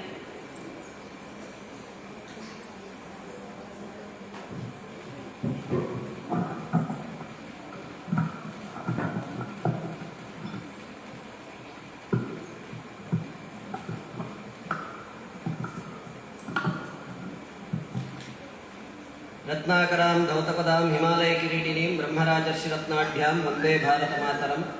हिमालय समारभ्य यावदिन्दु सरोवरं तं देव निर्मितं देशं ಹಿಂದೂಸ್ಥಾನಂ ಪ್ರಚಕ್ಷತೆ. ಪ್ರಪ್ರಥಮವಾಗಿ ತಾಯಿ ಭಾರತಿಯನ್ನು ಮನಸ ಸ್ಮರಿಸ್ತಾ, ಕ್ಷೇತ್ರದ ಸಾನ್ನಿಧ್ಯ ಶಕ್ತಿಗಳಿಗೆ ವಂದಿಸ್ತಾ, ವೇದಿಕೆಯಲ್ಲಿ ಆಸೀನರಾಗಿರುವಂತಹ ಕ್ಷೇತ್ರದ ಸೇವಾ ಸಮಿತಿಯ ಕಾರ್ಯದರ್ಶಿಯಾದಂತಹ ಬಾಲಕೃಷ್ಣ ಮಾಸ್ಟರ್ ಅವರೇ, ಅದೇ ರೀತಿಯಲ್ಲಿ ನಮ್ಮ ಸಂಸ್ಕೃತ ಭಾರತೀಯ ಜಿಲ್ಲಾ ಪ್ರಚಾರ ಪ್ರಮುಖಾಗಿ ಆಯ್ಕೆಯಾದಂತಹ ರಾಮಚಂದ್ರ ಬಲ್ಲಾಳ್ ಅವರೇ, ಸಂಸ್ಕೃತ ಭಾರತೀಯ ಶಿಕ್ಷಕ್ ಪ್ರಮುಖಾದಂತಹ ಸಂಧ್ಯಾ ವಿ ಕೆದಿಲಾಯ ಅವರೇ, ಹಾಗೂ ಸಂಸ್ಕೃತ ಭಾರತಿ ಕಾಸರಗೋಡು ಜಿಲ್ಲಾ ಸಮಿತಿಯ ಈ ಕಾರ್ಯಕ್ರಮದ ಅಧ್ಯಕ್ಷರು ಆದಂತಹ ಶ್ರೀಯುತ ಚಂದ್ರಶೇಖರ ಪಾರ್ಥಕೊಚ್ಚಿಯವರೇ, ಮತ್ತು ಬಹುದೂರದಿಂದ ಬಂದು ತಮ್ಮಲ್ಲಿರುವಂತಹ ಒಂದಷ್ಟು ವಿಚಾರಗಳನ್ನು ನಮ್ಮ ಮುಂದೆ ಇಟ್ಟಂತಹ ನನ್ನ ಪ್ರಿಯ ಸ್ನೇಹಿತ, ಅವರ ಅಭಿಮಾನಿ ಅಂತ ಹೇಳಿ, ನನ್ನ ಅಭಿಮಾನಿ ಅಂತ ಹೇಳಿದ್ರು ನಾನು ಅವ್ರನ್ನ ಸ್ನೇಹಿತ ಅಂತ ಕರ್ಕೊಳ್ತೇನೆ, ನನ್ನ ಪ್ರಿಯ ಸ್ನೇಹಿತ ಮೊಹಮ್ಮದ್ ಅಸ್ಗರ್ ಅವರೇ, ಇಲ್ಲಿ ಸೇರಿರುವಂತಹ ಎಲ್ಲ ಪುಟಾಣಿ ಮಕ್ಕಳೇ, ಹಿರಿಯರೇ, ಹಾಗೂ ನನ್ನ ಸಂಸ್ಕೃತ ಬಂಧುಗಳೇ. ಭಗವದ್ಗೀತೆಯ ಬಗ್ಗೆ ಸ್ಪರ್ಧೆ ಆಯಿತು, ವಿವೇಕಾನಂದರ ಬಗ್ಗೆ ಕ್ವಿಜ್ ಆಯಿತು, ಬೇರೆ ಬೇರೆ ರೀತಿಯ ಕಾರ್ಯಕ್ರಮ ಆಯಿತು. ಸಣ್ಣ ಒಂದು ವಿಚಾರವನ್ನು ಬಿಟ್ಟು ನಾನು ವಿರಮಿಸ್ತೇನೆ. ಯಾಕೆ ಅಂತ ಹೇಳಿದರೆ ಅಧ್ಯಕ್ಷರು ಮಾತನಾಡಲಿಕ್ಕಿದ್ದಾರೆ. ನನಗೆ ಶುಭಾಶಂಸನೆ ಮಾತ್ರ. ಭಗವದ್ಗೀತೆಯ 12ನೇ ಅಧ್ಯಾಯ ಈಗ ಪಾರಾಯಣ ಮಾಡಿದರು. ಅದರಲ್ಲಿ ಒಂದು ಶ್ಲೋಕ ನಮಗೆಲ್ಲರಿಗೂ ಕೂಡ ಜೀವನದಲ್ಲಿ ಒಂದು ಪಾಠ ಆಗ್ತದೆ. ಸಮಶತ್ರೌಚ ಮಿತ್ರೇಚ ತಥಾ ಮಾನಾಪಮಾನಯೋ ಶೀತೋಷ್ಣ ಸುಖ ದುಃಖೇಶು ಸಮಸ್ಸಂಗ ವಿವರ್ಜಿತಃ. ನಾವು ಸುಮ್ಮನೆ ಹೀಗೆ ಯೋಚನೆ ಮಾಡೋಣ. ಕೃಷ್ಣ ಭಗವದ್ಗೀತೆಯನ್ನು ಬೋಧಿಸಿದ್ದೆಲ್ಲಿ ಅಂತ ಹೇಳಿದ್ರೆ ಯುದ್ಧ ಭೂಮಿಯಲ್ಲಿ ಬೋಧಿಸುವಾಗ ಅರ್ಜುನ ಶಸ್ತ್ರವನ್ನೆಲ್ಲ ಕೆಳಗಿಟ್ಟ, ನಾನು ಯುದ್ಧ ಮಾಡೋದಿಲ್ಲ ಅಂತ ಹೇಳಿದ. ಕೃಷ್ಣ ಹೇಳಿದ, ಇಲ್ಲ, ಅದು ನಿನ್ನ ಕರ್ತವ್ಯ, ನೀನು ಯುದ್ಧ ಮಾಡಲೇಬೇಕು ಅಂತ. ಅದೇ ಕೃಷ್ಣ ಮತ್ತೊಂದು ಕಡೆ ಹೇಳ್ತಾನೆ, ತಥಾ ಮಾನಾಪಮಾನಯೋ, ಮಾನ ಅಪಮಾನಗಳಲ್ಲಿ ಎಲ್ಲದನ್ನು ಕೂಡ ಒಂದೇ ರೀತಿಯಲ್ಲಿ ನೀನು ಗ್ರಹಿಸು ಅಂತ. ಮಾನ ಅಪಮಾನವನ್ನು ಒಂದೇ ರೀತಿಯಲ್ಲಿ ಗ್ರಹಿಸು ಅಂತ ಹೇಳುವ ಕೃಷ್ಣನೇ ನೀನು ಅವರನ್ನ ಕೊಲ್ಲು ಅಂತಲೂ ಹೇಳಿದ. ದ್ವಂದ್ವ ಆಗ್ಲಿಲ್ಲ ಅಂತ ಕೇಳಿದ್ರೆ ಕೃಷ್ಣ ಇದನ್ನ ಯಾವಾಗ ಯಾವ ರೀತಿಯಲ್ಲಿ ತೆಗೆದುಕೊಳ್ಬೇಕು ಅಂತ ಹೇಳುವ ಪಾಠ ಮಾಡ್ತಾನೆ ಅಂತ ಹೇಳಿದ್ರೆ, ನಿನ್ನ ಕರ್ತವ್ಯ ಅಂತ ಯಾವಾಗ ಬರ್ತದೆ ಆ ಕರ್ತವ್ಯದಲ್ಲಿ ನಿನ್ನ ಕರ್ತವ್ಯ ಪರಿಪಾಲನೆಯನ್ನು ಮಾಡ್ತಾ, ನಮ್ಮ ಊರ ಭಾಷೆಯಲ್ಲಿ ಹೇಳುದಾದ್ರೆ ಎಲ್ಲಿ ಯಾರಿಗೆ ತಲೆ ತಗ್ಗಿಸ್ಬೇಕೋ ಅಲ್ಲಿ ಅವರಿಗೆ ತಲೆ ತಗ್ಗಿಸ್ತಾ, ತಥಾ ಮಾನಾಪಮಾನಯೋ, ಎಲ್ಲಿ ಮಾನ ಅಪಮಾನಗಳನ್ನ ಸಹಿಸಿಕೊಳ್ಬೇಕಾಗ್ತದೋ ಅಂದ್ರೆ ಎಲ್ಲಿ ತಲೆ ತಗ್ಗಿಸ್ಬೇಕಾಗ್ತದೋ ಅಲ್ಲಿ ತಲೆ ತಗ್ಗಿಸ್ತಾ, ಎಲ್ಲಿ ತಲೆ ಎತ್ತಿ ನಿಲ್ಬೇಕಾಗ್ತದೋ ಅಂದ್ರೆ ಎಲ್ಲಿ ಯುದ್ಧ ಮಾಡಬೇಕಾಗ್ತದೋ ಅಲ್ಲಿ ಯುದ್ಧ ಮಾಡ್ತಾ ಇದ್ರೆ ಶೀತೋಷ್ಣ ಸುಖ ದುಃಖೇಶು, ಶೀತ ಉಷ್ಣ ಸುಖ ದುಃಖ ಎಲ್ಲದನ್ನು ಒಂದೇ ರೀತಿಯ ರೀತಿಯಲ್ಲಿ ಅನುಭವಿಸುವಂತಹ ಮಾನಸಿಕ ಸ್ಥಿತಿ ನಿನಗೆ ಪ್ರಾಪ್ತವಾಗ್ತದೆ ಅಂತ ಹೇಳಿದ್ರೆ ನನಗೆ ನೀನು ಹತ್ತಿರ ಆಗ್ತೀಯ ಅಂತ. ಇಷ್ಟೇ ಭಗವದ್ಗೀತೆ ಒಟ್ಟಾರೆಯ ಸಂದೇಶವನ್ನು ನಾವು ತೆಕ್ಕೊಂಡ್ರೆ ಇಷ್ಟೇ ಇರುವಂತಹದ್ದು. ನಾವು ಬೆಳಗ್ಗೆ ಯೋಗಾಚಾರ್ಯ ಪುಂಡರೀಕಾಕ್ಷರ ಮಾತನಾಡ್ತಾ ಹೇಳಿದ್ರು, ಅಲ್ಲಲ್ಲಿ ಡೈವೋರ್ಸ್ಗಳನ್ನು ನೋಡ್ತಾ ಇದ್ದೇವೆ, ಅಲ್ಲಲ್ಲಿ ಸಣ್ಣ ದೊಡ್ಡ ಕುಟುಂಬ ಇದ್ದದ್ದು ಅದು ವಿಘಟಿಸಿ ಸಣ್ಣ ಕುಟುಂಬ ಆಗ್ತದೆ. ಯಾಕೆಂತ ಹೇಳಿದ್ರೆ ನಮ್ಮ ಮನಸ್ಸಿನೊಳಗೆ ಬರುವಂತಹ ವೈರುಧ್ಯದ ಕಾರಣ. ಇದೊಂದೇ ಒಂದು ಶ್ಲೋಕ ನಾವು ಸರಿಯಾಗಿ ಅರ್ಥ ಮಾಡಿಕೊಂಡ್ರೆ ಎಲ್ಲದನ್ನು ಒಗ್ಗೂಡಿಸ್ತದೆ ಅಂತ. ಈ ರೀತಿಯ ಸಂದೇಶವನ್ನು ನೀಡುವಂತಹ ಆ ಭಗವದ್ಗೀತೆಯ ಜಯಂತಿ, ಗೀತಾ ಜಯಂತಿ ಮೊನ್ನೆ 14ಕ್ಕೆ ಕಳೀತು. ಬರುವ 12ಕ್ಕೆ ವಿವೇಕಾನಂದರ ಜಯಂತಿ ಇದೆ. ಎರಡನ್ನು ಒಟ್ಟಿಗೆ ಸೇರಿಸಿ, ಬೆಳಗ್ಗೆ ಇಲ್ಲದೆ ಇರುವಂತಹವರಿದ್ರೆ ಒಮ್ಮೆ ಅವರಿಗೆ ಅಂದಾಜಾಗಲಿಕ್ಕೆ ಎರಡನ್ನು ಒಟ್ಟಿಗೆ ಸೇರಿಸಿ ನಾವು 25ನೇ ತಾರೀಕೆ ಇಟ್ಕೊಂಡೆವು. ಯಾಕೆ 25ನೇ ತಾರೀಕೆ ಈ ಕಾರ್ಯಕ್ರಮವನ್ನು ಇಟ್ಟುಕೊಂಡೆವು ಅಂತ ಹೇಳಿದ್ರೆ, ಇವತ್ತು ವಿವೇಕಾನಂದರು ಸಮುದ್ರವನ್ನ ಈಜಿ ಕನ್ಯಾಕುಮಾರಿಯಲ್ಲಿ ಸಮುದ್ರದ ನಡುವಿನಲ್ಲಿದ್ದಂತಹ ಬಂಡೆ ನೀರಿ ಕುಳಿತು ಇಡೀ ಪ್ರಪಂಚಕ್ಕೆ ಮಾರ್ಗದರ್ಶನ ಮಾಡಲಿಕ್ಕಿರುವಂತಹ ಆ ಚಿಂತನೆಯನ್ನ ಮೂಡಿಸಿಕೊಳ್ಳಿಕ್ಕೋಸ್ಕರ ತಪಸ್ಸಿಗೆ ಕುಳಿತಂತಹ ದಿನ. ಇವತ್ತು ಯಾವುದೋ ಒಂದು ಅನ್ಯ ದೇಶೀಯ ವಿದೇಶೀಯ ಆ ಕಲ್ಪನೆ ಏನಿದೆ, ಆ ಆಚರಣೆ ಏನಿದೆ, ಇವತ್ತು ರಾತ್ರಿ ಬೆಂಗಳೂರಿನ MG ರೋಡ್ ಅಥವಾ ಮುಂಬೈಯ ಕೆಲವು ರೋಡ್ಗಳಿಗೆ ಹೋದ್ರೆ ಹಿಂದೂಗಳಾದವರ ಮನೆಯ ಮಕ್ಕಳ ಕಾಲು ನೆಲದಲ್ಲಿರುವುದಿಲ್ಲ. ಯಾರೋ ಮನೆಯ ಹೆಣ್ಣು ಮಗಳು, ಯಾರೋ ಮನೆಯ ಗಂಡು ಮಗ ಒಟ್ಟಿಗೆ ಸೇರಿ ರಾತ್ರಿಯೆಲ್ಲ ಬೇರೆ ಬೇರೆ ರೀತಿಯಲ್ಲಿ ತೊಡಗಿಸಿಕೊಳ್ಳುವಂತಹ ರೀತಿಯ ಒಂದು ಪಾಶ್ಚಾತ್ಯ ಸಂಸ್ಕೃತಿ ಇವತ್ತು ನಮ್ಮ ಮೇಲೆ ಅವ್ಯಾಹತವಾಗಿ ದಾಳಿ ಮಾಡ್ತಾ ಇರುವಾಗ, ನಮ್ಮವರಿಗೆ ಇವತ್ತಿನ ದಿವಸ ಏನಾದರೂ ಪಾಸಿಟಿವ್ ಆಗಿರುವಂತಹದ್ದನ್ನು ಕೊಡಬೇಕು ಅಂತ ಹೇಳುವಂತಹ ದೃಷ್ಟಿಯಿಂದ ಇವತ್ತು ಸಂಸ್ಕೃತ ಭಾರತಿ ಇದೇ ದಿವಸ ಈ ಕಾರ್ಯಕ್ರಮವನ್ನು ಆಯೋಜನೆ ಮಾಡಿಕೊಂಡದ್ದು ಒಂದು ದೃಷ್ಟಿಯಲ್ಲಾದರೆ, ಮತ್ತೊಂದು ದೃಷ್ಟಿಯಲ್ಲಿ ಲಾಲ್ ಬಹದ್ದೂರ್ ಶಾಸ್ತ್ರಿಯವರ ನಂತರ ಇಡೀ ಪ್ರಪಂಚಕ್ಕೆ ಭಾರತ ಏನು ಅಂತ ತೋರಿಸಿಕೊಟ್ಟದ್ದು ಮತ್ತೊಬ್ಬ ಪ್ರಧಾನಿ, ಅದು ಅಟಲ್ ಬಿಹಾರಿ ವಾಜಪೇಯಿ. ಆ ಅಟಲ್ ಬಿಹಾರಿ ವಾಜಪೇಯಿಯವರ ಜನ್ಮದಿನ ಕೂಡ ಇವತ್ತು. ಎರಡನ್ನು ಆಚರಣೆ ಮಾಡಿದಾಗ ಆಯಿತು ಅಂತ ಹೇಳುವಂತಹ ಆ ಒಂದು ಉದ್ದೇಶವನ್ನು ಇಟ್ಟುಕೊಂಡು ಈ ದಿನವನ್ನು ಆಚರಿಸ್ತೇವೆ. ಮಾತ್ರ ನನಗೆ ಪರಿಪೂರ್ಣವಾದಂತಹ ಒಂದು ವಿಶ್ವಾಸ ಇದೆ. ಏನು ಅಂತ ಹೇಳಿದ್ರೆ, ಬೆಳಗ್ಗೆ ಈ ವೇದಿಕೆಯಲ್ಲಿ ಮಾತಾಡ್ತಾ ಹಿರಿಯ ವ್ಯಕ್ತಿ ಒಂದು ಮಾತನ್ನು ಹೇಳಿದ್ರು, ವಸಂತಿ ಟೀಚರ್. ನನ್ನ ಹತ್ರ ಒಂದು 200-250 ಜನ ಮಾತೆಯರಿದ್ದಾರೆ ನನ್ನೊಟ್ಟಿಗೆ, ಅವರನ್ನೆಲ್ಲ ನಾನು ಸಂಸ್ಕೃತದ ಕೆಲಸಕ್ಕೆ ಕಳಿಸ್ತೇನೆ ಅಂತ. ಅದಕ್ಕೆ ಬಹುಶಃ ಭಗವಂತ ನಮಗೆ ಒಂದು ರೀತಿಯ ನಿಮಿತ್ತವನ್ನು ತೋರಿಸಿಕೊಟ್ಟ. ಏನು ಅಂತ ಹೇಳಿದ್ರೆ, ನಮ್ಮ ಯಾರ ಕಣ್ಣಿಗೆ ಬೀಳದೆ ಇದ್ದದ್ದೊಂದು ಮಹಮ್ಮದ್ ಅಸ್ಗರ್ರ ಕಣ್ಣಿಗೆ ಬಿತ್ತು. ಯಾರಾದರೂ ಗಮನಿಸಿದಿರೋ ಇಲ್ಲೋ ಗೊತ್ತಿಲ್ಲ. ಅವ್ರು ಎದ್ದು ಬರುವಾಗ ಏನು ಮಾಡಿದ್ರು ಅಂತ ಹೇಳಿದ್ರೆ, ದೀಪಕ್ಕೆ ಎಣ್ಣೆಯನ್ನು ಹಾಕಿ ಬಂದು ಇಲ್ಲಿ ಕೂತ್ರು. ನಮಗೆ ಬರಬೇಕಿತ್ತ ತಲೆಗೆ ದೀಪಕ್ಕೆ ಎಣ್ಣೆ ಹಾಕಬೇಕಾದ ಆರಿದೆ ಅಂತ. ಬೆಳಗ್ಗೆ ಉದ್ಘಾಟನೆ ಮಾಡುವಾಗಲೂ ಕೂಡ ದೀಪಕ್ಕೆ ಎಣ್ಣೆಯನ್ನು ಹಾಕಿ ಉದ್ಘಾಟನೆ ಮಾಡಿದ್ದು. ಎಲ್ಲ ಕಡೆ ಬೆಳಗಿಸಿ ಉದ್ಘಾಟನೆ ಮಾಡೋದಾದ್ರೆ ಇಲ್ಲಿ ಎಣ್ಣೆಯನ್ನು ಹಾಕಿ ತೈಲ ಪೂರಣವನ್ನು ಮಾಡಿ ಉದ್ಘಾಟನೆ ಮಾಡಿದ್ದು. ಸಮಾರೋಪದಲ್ಲಿ ಕೂಡ ಅವರ ಮನಸ್ಸಿಗೆ ಕಂಡಿತು, ನಾನು ನಂದುತ್ತಾ ಇರುವಂತಹ ದೀಪವನ್ನು ಎಣ್ಣೆ ಕಮ್ಮಿಯಾಗಿ ನಂದಬಾರದು ಅಂತ ಹೇಳುವಂತಹ ದೃಷ್ಟಿಯಲ್ಲಿ ಎಣ್ಣೆಯನ್ನು ಹಾಕಬೇಕು ಅಂತ ಸ್ಪಷ್ಟವಾಗಿ ಗೀತೆಯ ಕೃಷ್ಣನೇ ಸಂದೇಶ ಕೊಟ್ಟಿದ್ದಾನೆ. ನೀವು ಇದೇ ರೀತಿಯಲ್ಲಿ ಮುಂದೆ ಹೋಗ್ತೀರಿ ಅಂತ ಹೇಳಿ ಆದರೆ ನಿಮ್ಗೆಲ್ಲರಿಗೂ ಕೂಡ ನನ್ನ ಅನುಗ್ರಹ ಇದೆ ಅಂತ ಈ ರೀತಿಯ ಒಂದು ವಿಶ್ವಾಸವನ್ನು ಇಟ್ಟುಕೊಡ್ತಾರೆ. ಈ ಕಾರ್ಯಕ್ರಮಕ್ಕೆ ನಮಗೆ ಸ್ಥಳಾವಕಾಶವನ್ನು ಒದಗಿಸಿಕೊಟ್ಟಂತಹ ನಾರಂಪಾಡಿಯ ಉಮಾಮಹೇಶ್ವರ ಕ್ಷೇತ್ರದ ಸೇವಾ ಸಮಿತಿಯವರಿಗೆ ವಿಶೇಷವಾದಂತಹ ಧನ್ಯವಾದಗಳನ್ನು ಜಿಲ್ಲಾ ಸಂಸ್ಕೃತ ಭಾರತೀಯ ಸಂಯೋಜಕ ಅಂತ ಹೇಳುವಂತಹ ನೆಲೆಯಲ್ಲಿ ಧನ್ಯವಾದವನ್ನು ಅರ್ಪಿಸ್ತಾ, ನಮ್ಮ ಈ ಕಾರ್ಯಕ್ರಮಕ್ಕೆ ಬೆನ್ನೆಲುಬಾಗಿ ಈ ಊರಿನಲ್ಲಿ ಈ ಕಾರ್ಯಕ್ರಮವನ್ನು ಮಾಡಬೇಕು ಅಂತ ಹೇಳಿದ್ರೆ ಮುಳ್ಳೇರಿಯ, ಕುಂಟಾರು ಆ ಭಾಗದಲ್ಲೆಲ್ಲ ಮಾಡಲಿಕ್ಕೆ ನಮಗೆ ಕಾರ್ಯಕರ್ತರಿದ್ದಾರೆ. ಈ ಊರಿನಲ್ಲಿ ಮೊದಲನೇ ಬಾರಿ ಮಾಡ್ತಾ ಇರುವ ಕಾರಣ ಈ ಊರಿನಲ್ಲಿ ನಮ್ಮ ಈ ಕಾರ್ಯಕ್ರಮಕ್ಕೆ ಬೆನ್ನೆಲುಬಾಗಿ ನಿಂತವರು ಒಂದು ನಮ್ಮ ಮೂರ್ತಿಯನ್ನ ಕೃಷ್ಣಮೂರ್ತಿಯವರು, ಮತ್ತೊಂದು ನಮ್ಮ ರವಿಯಣ್ಣ ಮತ್ತು ಶ್ಯಾಮಲಕ್ಕ ದಂಪತಿಗಳು. ಅವರಿಬ್ಬರು ಬೆನ್ನೆಲುಬಾಗಿ ನಿಲ್ಲದೇ ಇದ್ರೆ ನಮಗೆ ಇವತ್ತು ಈ ಕಾರ್ಯಕ್ರಮ ಇಲ್ಲಿ ನಡೆಸಲಿಕ್ಕೆ ಸಾಧ್ಯ ಆಗ್ತಾ ಇರಲಿಲ್ಲ ಇತ್ತು. ಅವರಿಗೂ ಕೂಡ ವಿಶೇಷವಾದಂತಹ ಧನ್ಯವಾದಗಳನ್ನು ಅರ್ಪಿಸ್ತಾ, ಮಹಮ್ಮದ್ ಅಸ್ಗರ್ ಒಂದು ಮಾತು ಹೇಳಿದರು, ತುಂಬಾ ಸ್ಪಷ್ಟವಾಗಿ ಹೇಳಿದರು, ಸಂಸ್ಕೃತ ಕಲ್ತ್ರೆ ಸಂಸ್ಕೃತಿ ಬರ್ತದೆ, ಸಂಸ್ಕೃತ ಕಲ್ತ್ರೆ ಮಾತ್ರ ಭಾರತ ಉಳಿತದೆ ಅಂತ.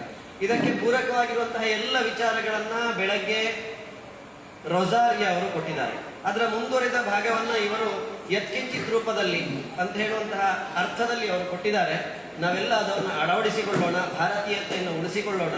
ಈ 25ನೇ ತಾರೀಕಿಂದ ನಾಡಿದ್ದಿನ 31ನೇ ತಾರೀಕೊಳಗೆ ಯಾರು ಕೂಡ ಬೆಳಗ್ಗೆ ಅವರು ಸೂಚಿಸಿದರು, ನಮ್ಮ ಮಕ್ಕಳಿಗೆ ಸಾಂತಾಕ್ರೂಸಿನ ವೇಷವನ್ನು ಹಾಕಿಸಿ ಗಿಫ್ಟ್ ಕೊಡುವಾಗ ನಾನು ಕ್ರೈಸ್ತನಾಗ್ತೇನೆ ಅಂತ ಹೇಳುವಂತಹ ಪರಂಪರೆ ಇವತ್ತು ಬೆಳೀತಾ ಇದೆ ಅಂತ. ಆ ರೀತಿ ನಾವು ಯಾರೂ ಮಾಡದೆ ನಮ್ಮ ಮಕ್ಕಳಿಗೆ ನಮ್ಮದನ್ನು ಕಲಿಸಿಕೊಡ್ತಾ, ನಮ್ಮ ಸಂಸ್ಕೃತಿಯನ್ನು ಹೇಳಿಕೊಡ್ತಾ, ನಾವಿವತ್ತು ನೋಡ್ತಾ ಇದ್ದೇವೆ ಬೆಂಗಳೂರು, ಮೈಸೂರು, ಮಂಗಳೂರು ಎಲ್ಲ ಆಯ್ತು ಬಿಡಿ, ಹತ್ತಿರ ಹತ್ತಿರ ಊರಲ್ಲಿ ನೋಡ್ತಾ ಇದ್ದೇವೆ. ಬೆಳಗ್ಗೆ ಪುಂಡರೀಕಾಕ್ಷಾಚಾರ್ಯರು ಅದನ್ನು ಪ್ರಸ್ತಾಪ ಮಾಡಿದ್ರು. ಒಂದು ಮನೆಯಲ್ಲಿ ಅಜ್ಜ ಅಜ್ಜಿ ಮಾತ್ರ, ಮಕ್ಕಳೆಲ್ಲ ಎಲ್ಲೆಲ್ಲೋ ಇರ್ತಾರೆ ಅಂತ. ಯಾಕೆ ಅದು ಬಂತು ಅಂತ ಹೇಳಿದ್ರೆ, ನಾವು ಯಾವತ್ತು ಶ್ರೀರಾಮನ ಮಾತಿದೆ, ಯಾ ವಿದ್ಯಾ ಸಾ ವಿಮುಕ್ತಯೇ ಅಂತ. ವಿದ್ಯೆಯ ಮುಕ್ತಿ ಯಾವುದು ಕೊಡ್ತದೋ ಅದು ವಿದ್ಯೆ ಅಂತ. ಇವತ್ತು ಮುಕ್ತಿ ಯಾವುದು ಕೊಡ್ತದೆ ಅಂತ ಹೇಳಿದ್ರೆ, ಕಿಸೆಗೆ ಹಣ ತುಂಬಿಸದೆ ಮುಕ್ತಿ ಅಂತ ಹೇಳಿ ನಾವು ತಿಳ್ಕೊಂಡಾಗ ಅದಲ್ಲ. ನಿಮ್ಮವರನ್ನ ನೀವು ಊರಲ್ಲೇ ಇದ್ದು ಚೆನ್ನಾಗಿ ನೋಡಿಕೊಳ್ಳಿ ಅಂತ ಹೇಳುವಂತಹದ್ದು ಯಾವುದಿದೆಯೋ ಅದೇ ಮುಕ್ತಿ ಅಂತ ಹೇಳುವಂತಹ ಕಲ್ಪನೆಯನ್ನು ಇಟ್ಟುಕೊಂಡ್ರೆ ನಾವೆಲ್ಲರೂ ಕೂಡ ಭಾರತೀಯತೆಡೆಗೆ ಹೊರಳುತ್ತೇವೆ ಅಂತ ಹೇಳ್ತಾ ನನ್ನ ಮಾತನ್ನ ಮುಗಿಸ್ತೇನೆ. ಶ್ರೀಯುತ ರಾಮಚಂದ್ರ ಬಲ್ಲಾಳರು ವಿಶೇಷವಾಗಿ ಸಂಸ್ಕೃತ ಭಾರತೀಯ ಪ್ರಚಾರ ಪ್ರಮುಖ ಆಗಿ ಜವಾಬ್ದಾರಿ ವಹಿಸಿಕೊಂಡಿದ್ದಾರೆ. ಅವರು ಕೂಡ ವಹಿಸಿಕೊಂಡಂತಹ ಜವಾಬ್ದಾರಿಯಲ್ಲಿ ಇನ್ನು ಮುಂದೆ ಹೆಚ್ಚೆಚ್ಚು ಕೆಲಸ ಮಾಡುವಂತಹ ರೀತಿಯ ಅನುಗ್ರಹ ದೇವರು ಮಾಡಲಿ ಅಂತ ಹೇಳ್ತಾ ಮತ್ತೊಮ್ಮೆ ಪ್ರಿಯ ಮಿತ್ರ ಮೊಹಮ್ಮದ್ ಅಸ್ಗರ್ ಅವರಿಗೆ ಧನ್ಯವಾದಗಳನ್ನು ಅರ್ಪಿಸ್ತಾ ವಿರಮಿಸ್ತೇನೆ. ಜೈ ಹಿಂದ್, ಒಂದೇ ಮಾತರು. ಧನ್ಯವಾದ ಮಹೋದಯ. ಅಸ್ಯ ಕಾರ್ಯಕ್ರಮಸ್ಯ ಅಧ್ಯಕ್ಷ ಸ್ಥಾನಂ अलङ्कृतवन्तः चन्द्रशेखर पार्थकोच्चि महोदयः अस्य कृते अध्यक्षभाषणं कर्तुं प्रार्थयामि.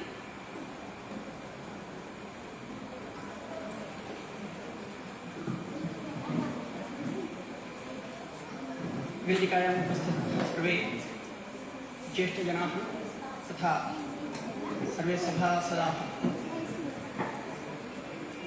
मम हृद्गतं संस्कृतेन वक्तुं न शक्नोमि इति कारणात् कन्नडभाषायां केचन वाक्यं वदामि. ಒಂದು ಅಥವಾ ಎರಡು ಶ್ಲೋಕ ಮತ್ತು ಸಣ್ಣ ಉಪಕಥೆ 5:15 ಮುಗಿಸಿಬಿಡ್ತೀನಿ. ನಾನು ಈಗ ಪಕ್ಕನೆ ನೆನಪಾದ ಒಂದು ಶ್ಲೋಕ, ಹಂಸ ಶುಕ್ಲೋ ಬಕ ಶುಕ್ಲೋ ಕೋ ಭೇದೋ ಬಕ ಹಂಸಯೋ, ನೀರ ಕ್ಷೀರ ಪ್ರಭೇದೇತು ಹಂಸೋ ಹಂಸೋ ಬಕೋ ಬಕಃ ಅಂತ. ಎರಡು ಸಹ ಬಿಳಿ, ಹಂಸ ಮತ್ತು ಬಕ. ಆದರೆ ಯಾವಾಗ ನೀವು ಹಾಲನ್ನು ತಂದಿಡ್ತೀರಿ ಅದರ ಮುಂದೆ, ಅದು ಅದರಿಂದ ನೀರನ್ನು ಬಿಟ್ಟು ಅಂತ ಹೇಳಿದ್ರೆ ನಮ್ಗೆ ಗೊತ್ತಿದೆ, ಸ್ವಲ್ಪ ನೀರು ಸೇರಿ ಇರ್ತದೆ ಅವರಿಗೆ, ನೀರನ್ನಲ್ಲೇ ಉಳಿಸಿ ಹಾಲನ್ನು ಮಾತ್ರ ಕುಡಿತದೆ ಅದು. ಹಾಗೆ ನಾವೆಲ್ಲ ಸಂಸ್ಕೃತದ ಬಗ್ಗೆ ತುಂಬ ಮಾತಾಡ್ತೇವೆ, ಆದರೆ ಸಂಸ್ಕೃತದಲ್ಲಿ ಮಾತನಾಡಿದ್ದು ಸಂಜೆಕ ಮಾತ್ರ. ಈ ಕಾರ್ಯಕ್ರಮದ ಇಡೀ ಕುಂಟಾರು ಅಥವಾ ಮುಳ್ಳೇರಿಯ ಈ ಪ್ರದೇಶದ, ಇವತ್ತು ನಾರಪಾಡಿ ಸಹಿತ ಪ್ರದೇಶದಲ್ಲಿ ಸಂಸ್ಕೃತಕ್ಕಾಗಿ ಹಗಲಿರಲು ಕೆಲಸ ಮಾಡುವವರು, ಸಂಸ್ಕೃತಕ್ಕಾಗಿ ಮಕ್ಕಳನ್ನು ಒಟ್ಟುಗೂಡಿಸಿದವರು ಸಂಜಕ.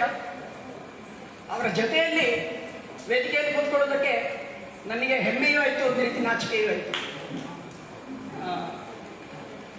ಇದು ಒಂದು. ಇನ್ನೊಂದು ಸಂಸ್ಕೃತದ ಬಗ್ಗೆ. ಸಂಸ್ಕೃತ ತುಂಬ ಸರಳ ಭಾಷೆ, ಹೃದಯವನ್ನು ತಟ್ಟುವಂತಹ ಭಾಷೆ. ನಾನು ಸುಮಾರು 6ನೇ ಕ್ಲಾಸ್ ಅಥವಾ 7ನೇ ಕ್ಲಾಸಲ್ಲಿ ಇರುವಾಗ ನಮಗೆ ಒಂದು ಶ್ಲೋಕ ಹೇಳ್ಕೊಟ್ಟಿದ್ರು ನಮ್ಮ ಸಂಸ್ಕೃತ ಅಧ್ಯಾಪಕರು, ರಾಜಗೋಪಾಲ್ ಕುಂಚಿತಾಯ ಅಂತಿದ್ರು, ಇವತ್ತಿಲ್ಲ ಅವರು ನಮ್ಮ ಜೊತೆ. ಅದು ಎಷ್ಟು ಚಂದ ಮಾಡಿ ಹೇಳ್ಕೊಡ್ತಿದ್ರು ಅಂದರೆ ಶಾಲೆಯಲ್ಲಿ ನಮಗೆ ಅದನ್ನು ಮರೀಲಿಕ್ಕೆ ಆಗಲಿಲ್ಲ. ಅವತ್ತು ಬಾಯ್ಪಾಠ ಮಾಡಲಿಕ್ಕೆ ಅವರು ಹೇಳಿರಲಿಲ್ಲ. ಅವ್ರ ಜನ್ಮದಲ್ಲಿ ಅವರು ಒಂದು ಮಗುವಿನ ಹತ್ರ ನೀವು ಬಾಯ್ಪಾಠ ಮಾಡಿ ಬಾ ಅಂತ ಹೇಳಿದ್ದಿಲ್ಲ. ಆದರೆ ಅವರ ಆ ಶ್ಲೋಕ ಆ ಸಂಸ್ಕೃತ ಭಾಷೆಯಲ್ಲಿದ್ದ ಕಾರಣ ಆ ಶ್ಲೋಕ ಮತ್ತು ಅವರು ವಿವರಿಸುವಂತಹ ರೀತಿ ಮನಸ್ಸಿಗೆ ಮುಟ್ಟುವ ಹಾಗೆ ಅದು ಅದ್ಭುತವಾದಂಥದ್ದು. ಆವತ್ತು ನಾನು ಬಯಹಾಟ ಮಾಡದಿದ್ರು ಸಹ ಆಮೇಲೆ ಅವರ ಮಕ್ಕಳು ಓದೋದು ಕೇಳುವಾಗಲೂ ಅಥವಾ ಇನ್ಯಾವಾಗಲೂ ಅದು ಹೃದಯದ ಆಗಿಬಿಡ್ತದೆ. ಒಂದು ಉದಾಹರಣೆ ಅಷ್ಟೇ. ದೇವರ ಬಗ್ಗೆ ಸಂಸ್ಕೃತದಲ್ಲಿ ಒಬ್ಬ ಕವಿ ಹೇಳಿದಂತಹ ಒಂದು ಶ್ಲೋಕ ಅದು, ಆದಿ ಮಧ್ಯಾಂತರಹಿತಂ ದಶಾಹೀನಂ ಪುರಾತನಂ, ಆದಿ ಮಧ್ಯಾಂತರಹಿತಂ ದಶಾಹೀನಂ ಪುರಾತನಂ, ಕೊನೆಯಲ್ಲಂತೂ ಮಧ್ವಸ್ತ್ರ ಸದೃಶಂ ಹರಿಂ, ನಮಾಮಿ ಮಧ್ವಸ್ತ್ರ ಸದೃಶಂ ಹರಿಂ.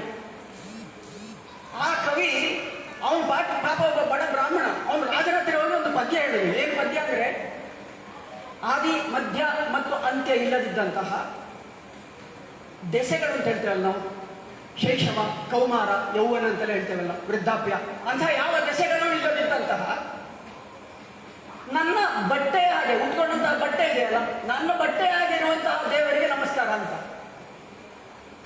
ನಾವು ಸನಾತನ ಧರ್ಮದಲ್ಲಿ ದೇವರನ್ನು ಹೆದರುವ ಕ್ರಮ ಇಲ್ಲ, ದೇವರಿಗೆ ನಾವು ಭಕ್ತಿಯಿಂದ ಪ್ರಣಾಮ ಮಾಡೋದು ಮಾತ್ರ. ಹಾಗಾಗಿ ದೇವರ ಬಗ್ಗೆ ಸಹ ಹಾಸ್ಯ ಎಷ್ಟು ಬೇಕಾದ್ರೂ ಮಾಡ್ಬೋದು. ಈ ಬಡ ಬ್ರಾಹ್ಮಣನ ಬಟ್ಟೆ ಹೇಗಿತ್ತಂದ್ರೆ ಆದಿ ಮಧ್ಯ ಅಂತ್ಯ ಯಾವುದೂ ಇಲ್ಲ, ಅದಕ್ಕೆ ಎಲ್ಲ ಹರಿದೋಗಿದೆ ಅಂತ ಅಲ್ಲಲ್ಲಿ. ದಶಾಹೀನ, ನಾವು ಬಟ್ಟೆಗೆ ಒಂದು ಕಪ್ಪು ಮೇಲಿಂದ ಕೆಳಗಿನವರೆಗೆ ಸೀರೆಗೆಲ್ಲಾದ್ರೆ ಸೆರಗಿರ್ತದೆ, ಬಟ್ಟೆಗೊಂದು ಇರ್ತದಲ್ಲ. ದಶಾಹೀನಂ ಅದು ಹರಿದೋಗಿದೆ. ದಶಾಹೀನಂ ಪುರಾತನಂ. ಅವನು ಬಡವ, ಅವನು ಯಾವತ್ತು ತೆಗೆದೋ, ಯಾರು ಕೊಟ್ಟಿದ್ದ ಆ ಬಟ್ಟೆ, ಎಷ್ಟು ವರ್ಷ ಹಿಂದೆ ಹುಟ್ಟಿದ್ದಾನೋ ಗೊತ್ತಿಲ್ಲ, ಅಷ್ಟು ಹಿಂದಿನದ್ದು. ಅಂದ್ರೆ ದೇವರು ಸಹ ಅಷ್ಟು ಪುರಾತನ ಅಂತ ಹೇಳುವುದನ್ನು ಹೋಲಿಸಿ ಅವನು ಆ ಶ್ಲೋಕ ಹೇಳಿದ್ದ. ಆ ಶ್ಲೋಕ ಮತ್ತು ಅದರ ಅರ್ಥ ಬಾಯ್ಪಾಠ ಹೇಗೆ ಅಂತ ಹೇಳಿದ್ರೆ ಅದು ಸಂಸ್ಕೃತದ ಶಕ್ತಿ. ಸಾಕ ಸಂಸ್ಕೃತ ಕಲ್ತಿರೆ ಸಾಕ ನಮ್ಮ ಮಕ್ಕಳು? ಇಂಜಿನಿಯರ್ ಆಗೋದು ಬೇಡವಾ?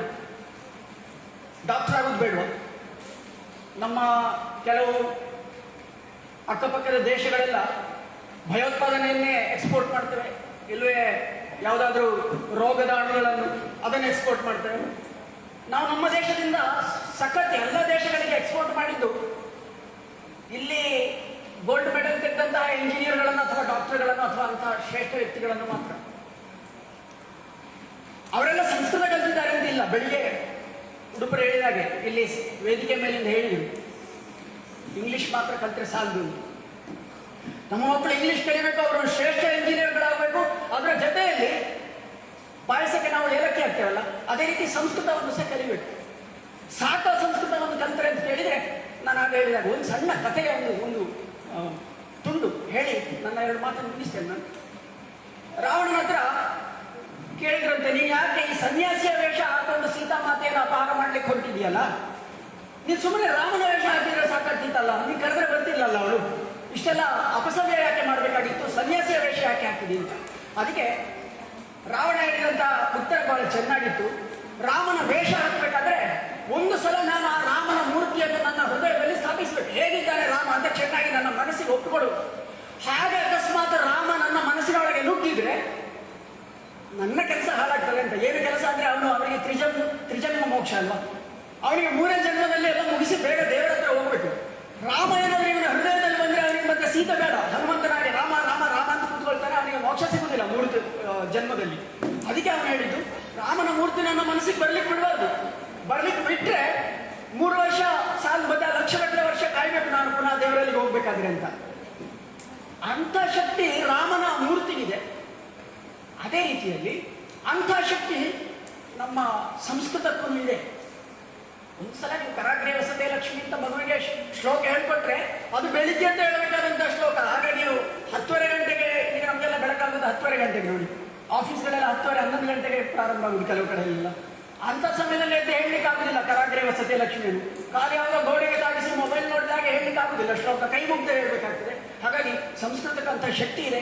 ಸಂಸ್ಕೃತವನ್ನು ನಾವು ಒಂದ್ಸಲ ನಮ್ಮ ಹೃದಯದೊಳಗೆ ಬಿಟ್ಟುಕೊಳ್ಳೋಣ. ಆ ಸದ್ಯಕ್ಕೆ ಹೇಳಿದಾಗೆ ಅದೊಂದು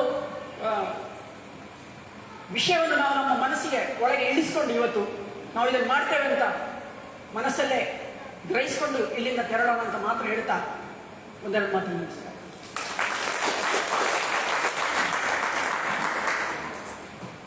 धन्यवाद महोदय. प्रातःकाले प्रचलित विविध स्पर्धायाः विजेतानां कृते पारितोषिकवितरणं भवति. अधुना पूर्णिमा भगिनीं प्रार्थये विजेतानां नाम घोषणं कुर्वन्तु.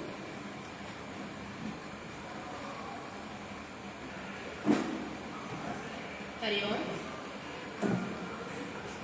गुरुभ्यो नमः. सूर्य चंद्र ಮುಖ್ಯ ತಾರೆಗಳಿಂದ ಶ್ರೀಕೃಷ್ಣನಿಲ್ಲದ ವೃಂದಾವನದಂತೆ ಕೃಷ್ಣವನ್ನೇ ಜಗತ್ತಿರೋ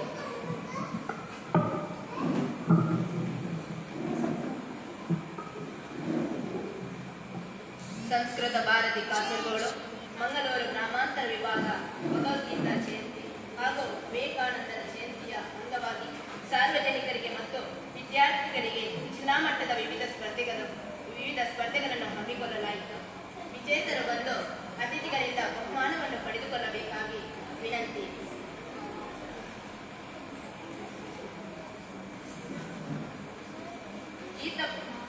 ಗೀತ ಕಂಠಪಾಠ 5 ವರ್ಷದಿಂದ 12 ವರ್ಷದ ವಿದ್ಯಾರ್ಥಿಗಳಿಗೆ ಈ ಬಹುಮಾನವನ್ನು ಶ್ರೀ ಮೊಹಮ್ಮದ್ ಅಸ್ಕರ್ ಮಹೋದಯ ಅವರು ನೀಡಬೇಕಾಗಿ ವಿನಂತಿ. ವಂಶೀಕೃಷ್ಣ ಪ್ರಥಮ, ಅಮೃತ ಪ್ರಥಮ, ಗೀತಾ ಕಂಠಪಾಠ ಅಮೃತ ಪ್ರಥಮ.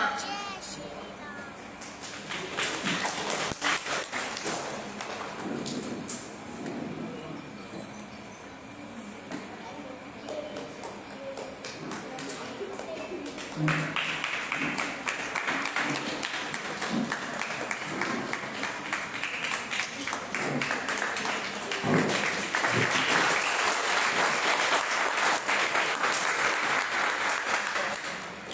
ಕಂಠಪಾಠ ದ್ವಿತೀಯ ಅಘೋಷ್ ಜಿ ಪ್ರಭು.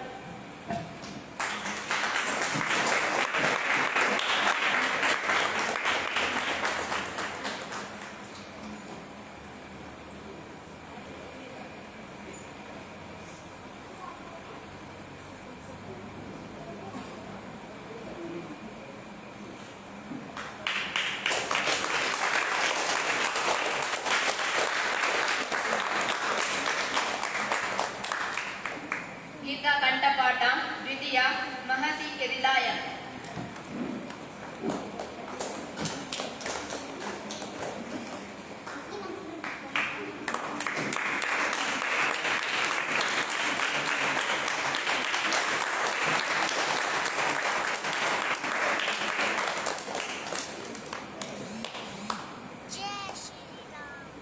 ಗೀತ ಕಂಠಪಾಠ 11 ರಿಂದ 16 ವರ್ಷ. ಧನ್ಯವಾದಗಳು ಮಹೋದಯ. ಇನ್ನು ಮುಂದಿನ ಬಹುಮಾನವನ್ನು ಬಾಲಕೃಷ್ಣ ಮಾಸ್ಟರ್ ಮಹೋದಯರು ನೀಡಬೇಕಾಗಿ ವಿನಂತಿ. ಗೀತ ಕಂಠಪಾಠ ಪ್ರಥಮ ಕೀರ್ತನ್ ಕೃಷ್ಣ. ಕೀರ್ತನ್ ಕೃಷ್ಣ.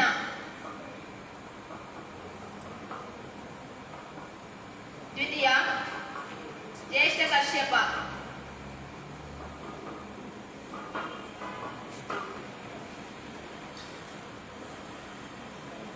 ಕಾರ್ತಿಕ್. ದ್ವಿತೀಯ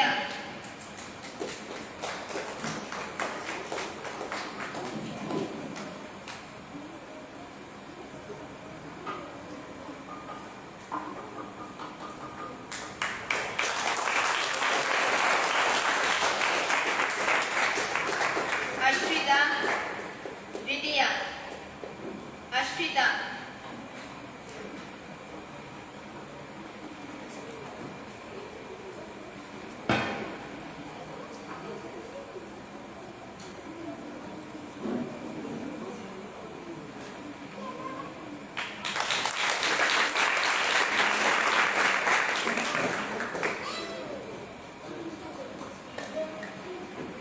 ಧನ್ಯವಾದಗಳು ಮಹೋದಯ. ಮುಂದಿನ ಬಹುಮಾನವನ್ನು ಶ್ರೀ ರಾಮಚಂದ್ರ ಬಲ್ಲಾಲ್ ಮಹೋದಯವರು ನೀಡಬೇಕಾಗಿ ವಿನಂತಿ. ಭಾಷಣ ಚಂದನ. ಫಸ್ಟ್ ಚಂದನ.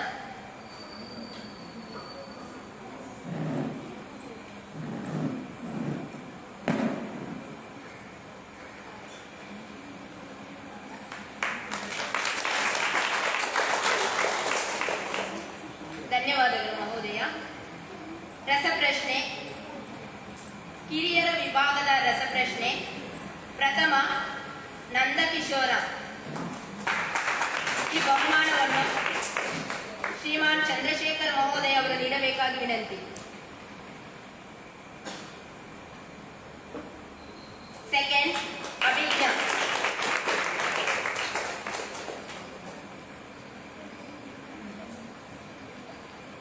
ಅಭಿಜ್ಞಾ.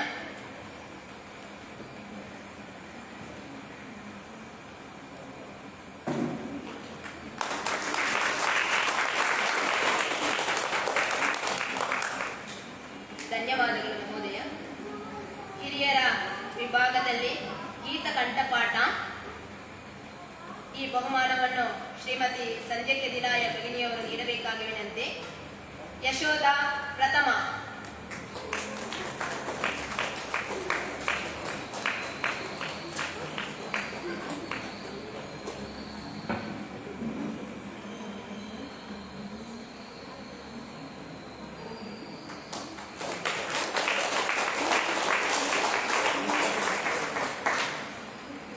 ಜಯಲಕ್ಷ್ಮಿ ದ್ವಿತೀಯ.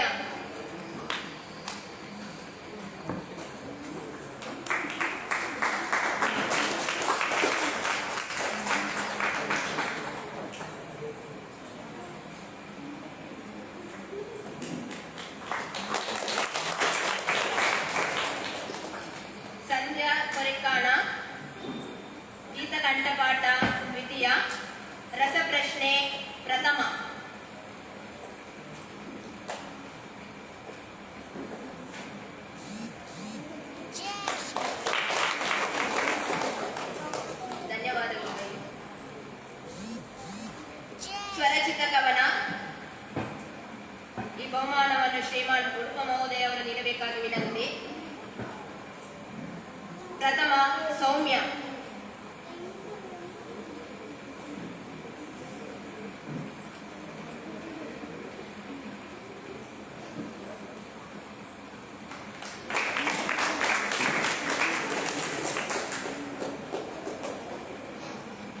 ದ್ವಿತೀಯ ಚಿನ್ಮಯ್ ಕೃಷ್ಣ ಕೆ.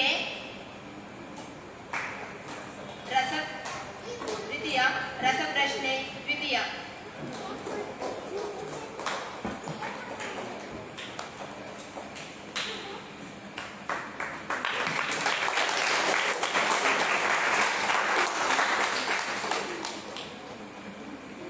ಹಿರಿಯರ ವಿಭಾಗದ ಭಾಷಣ ಸ್ಪರ್ಧೆ. ಪ್ರಥಮ ಶ್ಯಾಮಲಾ ಕೆ. ಇದನ್ನು ಸುನಮ್ಯ ಅನ್ನುವಂತಹ ಮಗು ಬಂದು ತೆಗೆದುಕೊಂಡು ಹೋಗಬೇಕಾಗಿ ವಿನಂತಿ. ಇದು 4 ವರ್ಷದ ಮಗು. ಇದು ಭಗವದ್ಗೀತೆಯನ್ನ ಬಹಳ ಚಂದವಾಗಿ ಹಾಡಿರುವಂತ ಮಗು. ಈ ಬಹುಮಾನವನ್ನು ಉಡುಪ ಮಹೋದಯರು ನೀಡಬೇಕಾಗಿ ವಿನಂತಿ.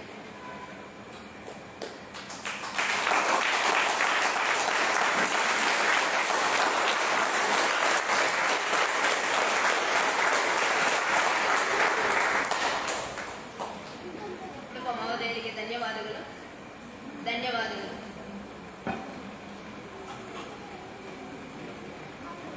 धन्यवाद पूर्णिमा भगिनी. अधुना धन्यवाद समर्पणं. धन्यवाद समर्पणं कर्तुं ज्योत्स्ना भगिनी आह्वयामि.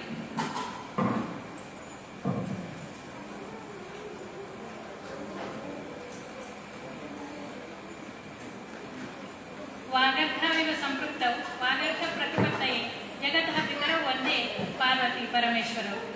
सर्वेभ्यो मम विनीतपूर्वक नमस्कारः. सर्वेभ्यो क्षम्यतां. किमर्थमिति चेत् अहं विलम्बेन आगतवती. अहं मियपदौ विद्यालये एकसाहित्यकार्यक्रमे आसीत्. इदानीम् अस्मिन् पुण्यक्षेत्रे गीताजयन्ती विवेकानन्दजयन्ती कार्यक्रमः बहु सम्यक् अभवत्. गीतापारायणमपि बहु सम्यक् अभवत्. प्रातरारभ्य उद्घाटनं, स्पर्धा, भगवद्गीता कण्ठपाठस्पर्धा, भाषणस्पर्धा, कथावाचन, कवितावाचनस्पर्धा, रसप्रश्नस्पर्धायाः सर्वे भागं गृहीतवन्तः. विजयम् अपि प्राप्तवन्तः. मातृपूजनं, जन्मदिनाचरणम् अपि बहु सम्यक् अभवत्. अस्मिन् समापनकार्यक्रमे वेदिकाम् अलङ्कृतवान् अस्ति उमामहेश्वरक्षेत्रस्य कार्यदर्शी श्री बालकृष्ण मास्टर् महोदयः. सः तस्य वचनैः अस्माकं तोषितवान्. तस्य कृते संस्कृतभारत्याः नाम्नि अहं हार्दं धन्यवादं समर्पयामि. अस्मिन् कार्यक्रमे वेदिकाम् अलङ्कृतवान् अस्ति मुख्य अतिथिः श्रीमान् मोहम्मद अस्कर महोदयः. महोदयः स्वस्य भाषणेन अस्माकं तोषितवान् अस्ति. तस्य कृते अहं हार्दधन्यवादं समर्पयामि. अतिथिरूपेण आगतवान् श्रीमान् रामचन्द्र बल्लाळ् महोदयः.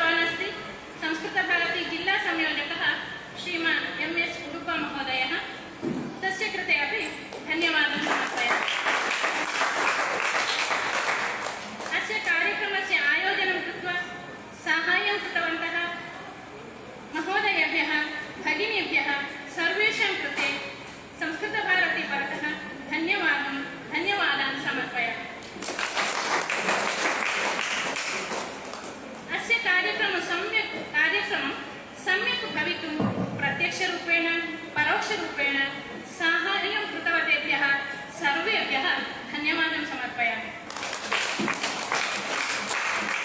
कार्यक्रमयोजनं कर्तुं स्थलं दत्त्वा साहाय्यं कृतवतः उमामहेश्वरक्षेत्रस्य निर्वहणसमितेः कृते धन्यवादं समर्पयामि। अन्ते आगतेभ्यः सर्वेभ्यः पुनः एकवारं संस्कृतभारती परतः सादरं धन्यवादं समर्पयामि। जयतु भारतम्। धन्यवादः।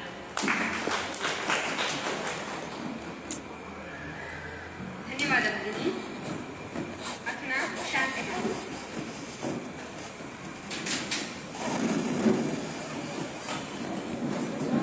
ॐ सर्वे